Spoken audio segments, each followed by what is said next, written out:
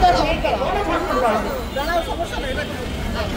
স্তব্ধ হয়ে যাচ্ছি, আমরা নির্বাক হয়ে যাচ্ছি যে আইয়ানিয়া জাহিলিয়াতকে হারকত মেনে গেছে। তাহলে এই সমাজ, আমাদের এই সমাজে মাথা উঁচু করে দাঁড়ানোর মতো কি অধিকার আর কি অবস্থা আমাদের আছে? সেই জন্য আমি বলবো যে আমরা সেই যতক্ষণ দেহে আছি প্রাণ মনে সরাবো জঞ্জাল, এ বিশ্বকে বাণযোগ্য করে যাব আমি নবজাতকের কাছে, আগামী শিশুর কাছে। এ আমার দৃঢ় অঙ্গীকার। আসসালামু আলাইকুম।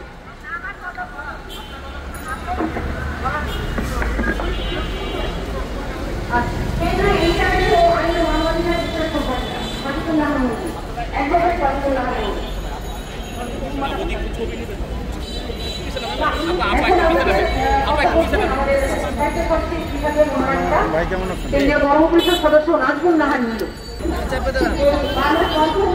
আমাদের একটাই দাবি, আমরা পেয়েছি বিগত 11 বছর 15 বছর আমরা কথা বলতে পারি নাই, আমাদের কথা বলার সুযোগ দেওয়া হয় নাই, আমাদেরকে কথা বলার জন্য সকল রাস্তা বন্ধ করে দেওয়া হয়েছিল।